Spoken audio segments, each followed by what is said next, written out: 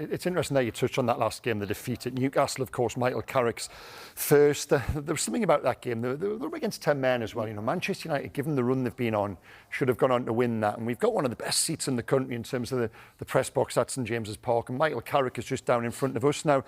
I think he's a nice man. I think he's a good man. He's come in and he's done a very good job. But I watched Carrick on the touchline that night, and there just wasn't the energy, there wasn't the aggression. I think a Manchester United manager has to be a little bit more demonstrative, has to have more charisma about them. Now, Michael Carrick, if he does get them into the Champions League, and I think they will do, it's almost become a minimum requirement now. If they don't, they would have thrown it away. And there's a school of thought, if he does that, well, he deserves the chance to take them into the Champions League next year.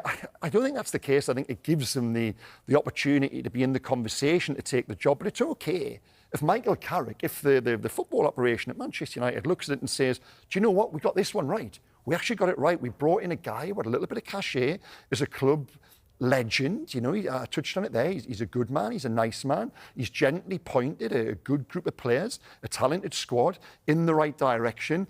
But that's a very different remit. That's a 4 or 5 month remit. That's different from a 4 or 5 year 2028 vision remit. For me, my suspicion is that Michael Carrick isn't the manager for that. And at the end of this season, they should say to him, well done, thank you. Does that mean a role elsewhere? I don't know. But my suspicion is they just need a manager with a bit more charisma, a bit more oomph about them. Thomas Tuchel would have been perfect for me. I've really grown to like Tuchel in the time exposed to him as England manager. Now, if none of that carousel, you know, that top calibre manager are available, then yes, Carrick isn't a bad choice. I think he's a good choice. I just don't think he's the best what they should be aiming for. He's not going to rule it out, is he? He's a Man United manager. You never rule out winning the title. That's the ambition of that football club, and he's done a great job. You know, when I heard the comments, I thought, you know, is he talking about next season? Next season, I wouldn't rule it out.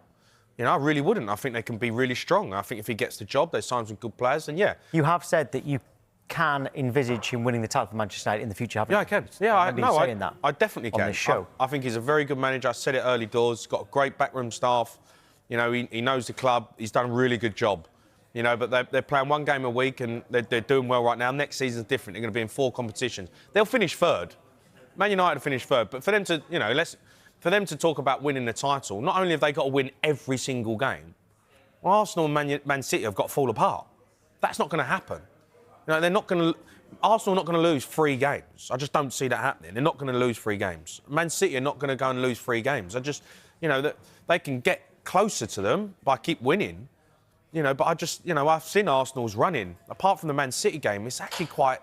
You'd expect them to win most of them. You know, I know they've got a tough game against Brighton coming up. I think there's that tonight. They've got Brighton tonight, tough game. Yes, tonight, yeah. But after that, the Man City game, I don't see Arsenal really dropping many points.